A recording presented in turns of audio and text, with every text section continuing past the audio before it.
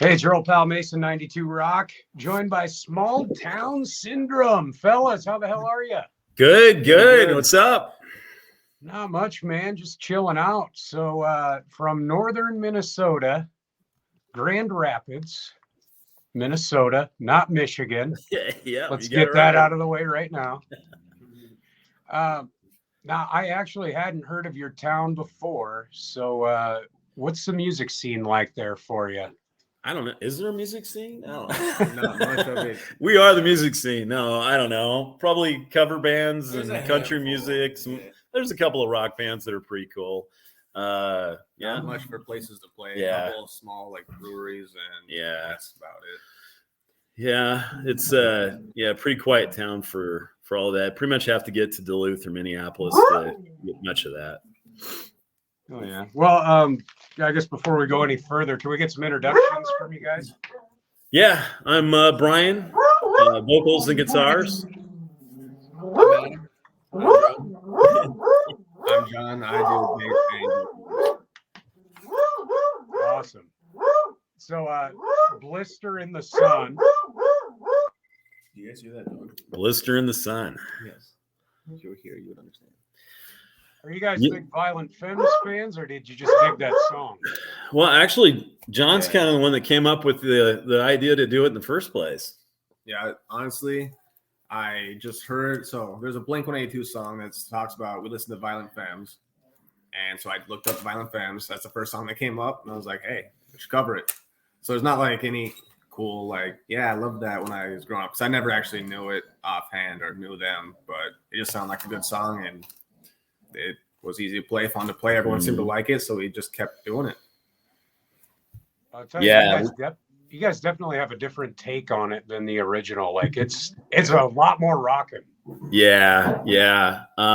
One of our pals in Australia, DJ down there, and he said it's quite meaty compared to the original. So it was pretty funny. But when John brought it up, and I actually knew the song, it's one of those songs that you wouldn't think would translate to that, but it does. And I've always said that the mark of a good song is one that you could play it with acoustic guitar, harmonica, banjo, whatever, and it's going to sound good. And it just seems like John said, every time we put that into as one of the covers into our live show, and no matter where we went, no matter what the audience was, people got off on it. So we said, you know what, we're gonna cover it and put it on our album. So we did. Oh yeah. So is the album out yet, or are you still waiting to release that? Yeah, we've got quite a few new songs that we're going to be releasing. We're going to do it a little different this year. For our past two albums, we just basically put them out there all at once. But we're going to do a little different. 23. We're just going to basically every 2 months or so, 3 months, we're going to release a new song. So we're going to do a little different. See how it goes. Oh yeah. So how long have you guys been a band? Well, I guess 2018. Well, when I did that "Don't Give a Shit" drawing, that says on there. That's I wrote 2016. So really, that might have been when we first started playing together. Okay, just piecing things together. Yeah, but I feel like when we more solidly became hey, we're gonna do this and play music was probably closer to 2018. I'd say. Yeah. All right. So you mentioned Blink-182 earlier. Are you a pop punk fan, or what's your guys' favorite genres of music? You would say. I think it spans pretty. Each of us has a different range. I think we all have a love for pop punk and the early 2000s and 90s and all that pop punk and punk that kind of came out is something that resonates with I think most of us. But then we all branch off. I like a lot more of the modern skate punk and 2010s and 2000s skate punk. That's my big thing. But I also grew up on AC/DC and Kiss. So I don't know, mine spans all over the place. Yeah, we all have a common love of Blink-182, and we've all seen them live. Yeah, not that matters, but and actually to this day we we always sound check with all the small things. It's really one of the first songs that we learned how to play as a band. So that's kind of cool, and we always usually throw that in as well in our original live show as a cover. So, oh yeah, I saw him. Geez, it's been damn near 25 years now. Bad Religion opened up for him, which I thought was pretty sweet. That's one of my favorite bands. But Blink absolutely slayed. It was right after Enema of the State came out, and they're huge. But don't know. What's your feeling on them getting back together? Well, I think it's cool, but I don't know if I can afford the tickets. I mean, even if their band members can't get the tickets, I mean, how the hell am I supposed to? Yeah, that's a good point. I don't know, but I think people will probably pay it. Yeah. I don't think they'll have any problems filling seats and filling the space up front and all that. But when it comes to originals, do you guys play mostly originals then at your shows, or? Yeah. I don't know. Probably we always kind of really knew that that's the direction. We didn't want to just be a cover band.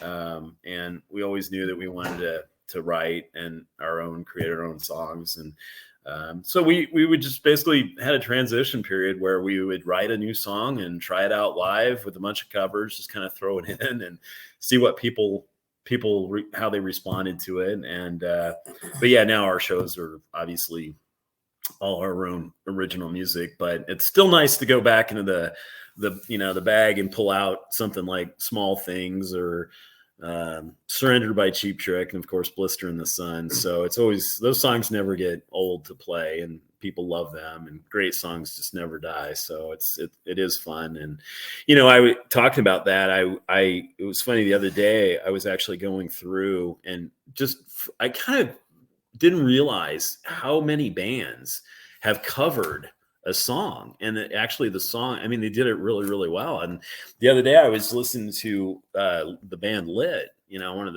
the best pop punk bands to come around, and they actually covered Let's Go by the Cars, one of my songs that I love from the Cars, and they did a great job at it. So I don't feel so guilty about doing Blister and making that on our new album.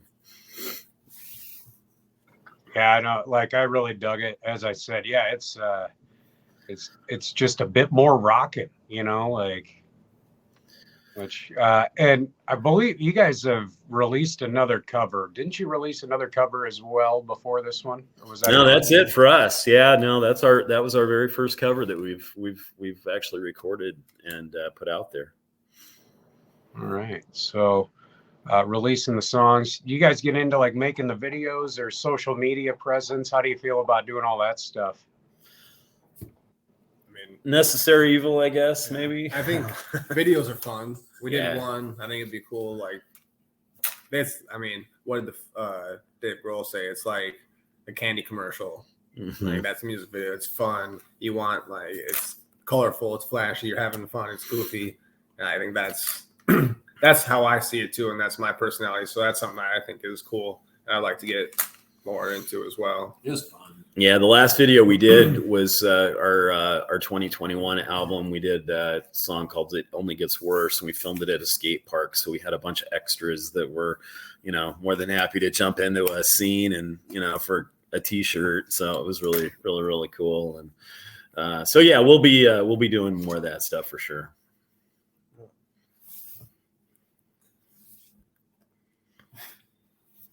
Yeah, sorry. Just a second, if you wouldn't mind. I'll be right back. All right, man. No worries. We all have animals. That's fun. Hey, I really wish you could be more appropriately on time. Listen. I didn't get a lunch break today. Okay. Oh, life is just hard. Do you have any issues at work? No. That'd be sweet. Oh, is there delivery in town? Oh. I should get a delivery. And you can use your phone. Like, 2 words. DoorDash. I was gonna say, you even work at a place that delivers. It's like true. All right. Yeah, sorry about that. No worries, man. I got one shut up, and now the other one's going. Yeah. Yeah, I probably should have just put pants on and went back into work, but I worked all day. These guys are pent up, and it's like, right. Yep. Can't let them in the house all alone. Stuff gets trashed, Yep. Roger that. Battery talked about you and peanut butter and dogs before you got here. So Did you? You say what you want.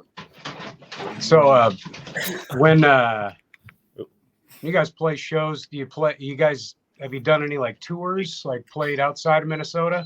Yeah. Last year, it's just been kind of getting back, venues opening up. The COVID thing really kind of hurt. We lost a bunch of shows in 2020 with all of that, and when things kind of opened back up 21 and then last year, and we started doing more, and so we've been down your way a little bit, Cedar Rapids and Iowa City, and I will probably get back there this year, so maybe even be a Iowa State Fair show in the works. And we were last year. We did Nashville, Texas, Dallas, San Antonio, Wichita, kind of the central U.S.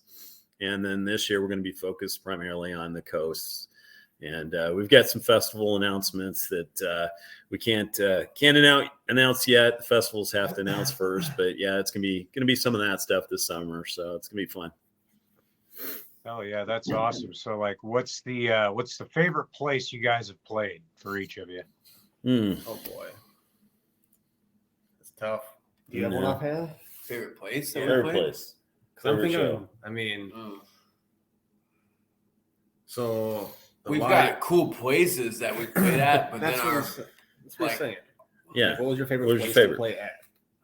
I don't know, that little place in what was it last little stop? Wichita? Oh, Wichita? Yeah, that was really cool. Yeah, Kirby's in Wichita. Shout out to Kirby's at Wichita. That was really super fun. Little fun, little divey bar, stickers all over the walls. You could, cool. And it's that was a nice little fun show. I mean, sometimes the best shows are just those little small little places. You're not sure what's going to happen, and a bunch of people turn up and have a great time. And I thought like Liars Club was a good one. Chicago. Yeah. Liars Club in Chicago. Yeah, Liars Club always reminds me of like a CBGB. That was a cool place. Yeah, cool stage and good sound. Lots of we've had a lot of stood on a lot of great stages, and we've had somewhere last minute we rent PA from Guitar Center that stays open so we could play a show because they didn't tell us they didn't have a PA. So Cedar Rapids, Iowa. This was last fall, and it was the fourth night in the tour.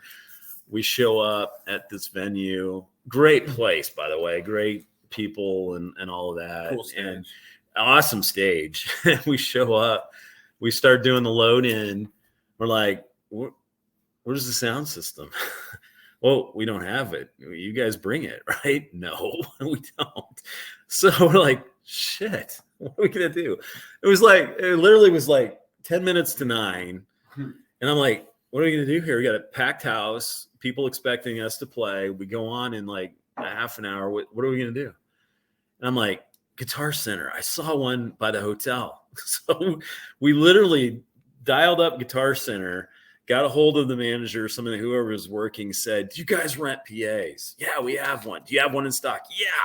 Okay, it's going to take us about 15 minutes to get there. We'll see you in 5. And so we haul ass across Cedar Rapids, and we get there and the lights are off, and I'm like, oh no, but there's somebody inside knocking on the door. They let us in. Anyway, it turned out to be just amazing. Shout out to Guitar Center, and they stayed late. And to boot. So one of the kids that was working there, I can't remember, Clayton, Zach. Right? Zach, something. I don't know. Sorry, man. We still love you, dude. Clayton, I think was his name. Anyway, so he volunteers to come run sound for us that night at the venue. And so what turned out to be, possibly just absolute disaster turned out to be one of the funnest nights. And so he's a guitar player. So he plays bass and guitar. And so we actually brought him up on stage, and he played two Green Day songs with us. And it's on our social media. We've got videos, Facebook or whatever on there. But just super cool. So yeah, you just never know what's going to happen on any given night, but They saved us that night for sure. Hell yeah. That sometimes those curveballs is where you hit the most home runs, really. I'm gonna steal that first song lyric, okay? That's fine. I ain't using it. What you drinking there, Brian? I am having a little Buffalo Trace this evening. Yeah, good stuff. Good stuff.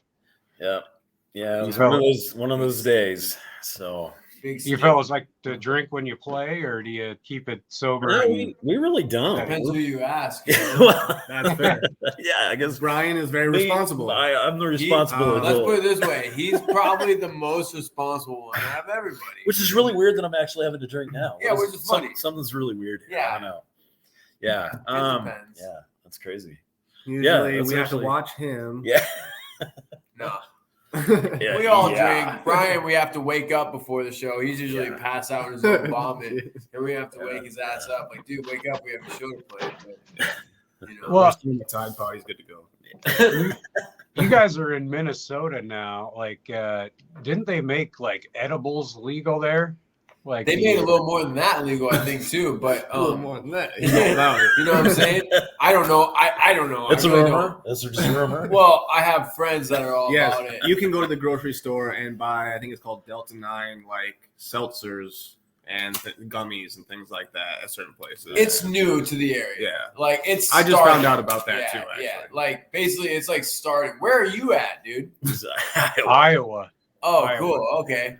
Yeah, right like on. they'll throw you, like you get caught with a joint here, you get thrown in a cage. You know? Oh, that sounds not good, cool, dude. Yeah. Well, we'll keep that in mind when we come to Des Moines this summer. Yeah. Good to know. Good to know. But yeah, it's like new here. Like I don't really know. No one really knows what the hell's going on because it's like everyone thinks they do, but then like the cops, they do their own damn thing. So it's like it's new, like but yeah, you can go to like the gas station or like the store.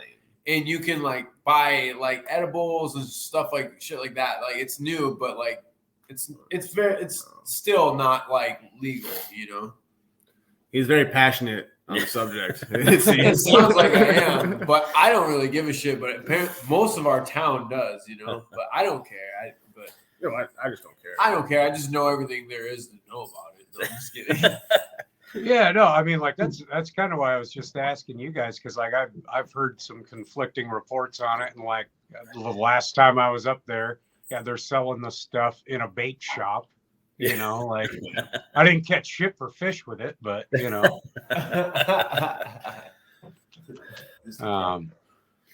yeah, but I do. Like, how far from the Twin Cities are you there? What was this act?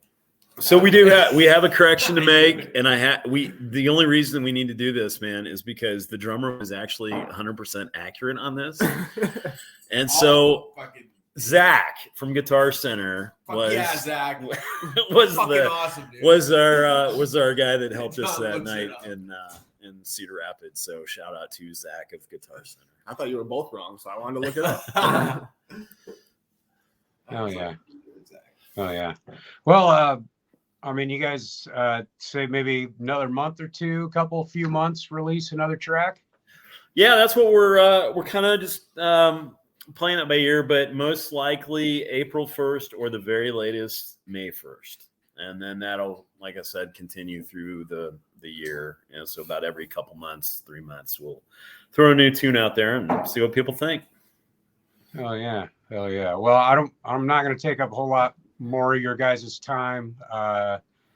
Perhaps the next tune you release, I'll be at a place where my dogs aren't being total a-holes, and maybe do another interview like this. If you guys, yeah, man, I will shoot you the advanced copy of it. All right, so we'll put you first on the mailing list, man. I appreciate that, and again, Facebook. You guys are on there. Any other social media platforms? Facebook, Instagram, Twitter, YouTube. So Small Town SINdrome with an SIN. No TikTok or OnlyFans yet. You know, we've done a little TikTok. Well, we have a TikTok, but I don't think we've really done much. Yeah, we've created it. We got that far. Our OnlyFans is popping. It's mostly him, but I mean, Yeah. Well, you got to do what you got to do, man. Just so This all the business. fans know, our drummer Adam, he never forgets a dude. He's Never- very passionate. never forget a face. See, an OnlyFans for a band would be funnier than hell. I mean, I didn't even think of that, but that would work actually. Like you could do, I guess you could do anything for that. Yeah. You guys. Yeah, it doesn't have to be sex stuff, you know. Right. Well, you're right. Well, you're right. I mean, He's not interested anymore. I don't know much about it, but I know that I've heard things about it. You know, I don't know. I'm not imagining that there's moderators of OnlyFans that are like, nope, I haven't seen any buttholes on here. You're out. You know, That's gonna be Like- my job. Yeah. There you shit, go. John created it. you've got a That is titty, one of my you've got a new titty positions. quota to meet here. Yeah. Like, There you go. I like this judging. oh shit. Well, hey, again, thanks, fellas. Yeah. This has Thanks, been a Mason, for blast. having us, man. Appreciate it, dude. You got it. You guys take care, and we'll catch you down the road. All right. You too, Sounds man. good. Thank you.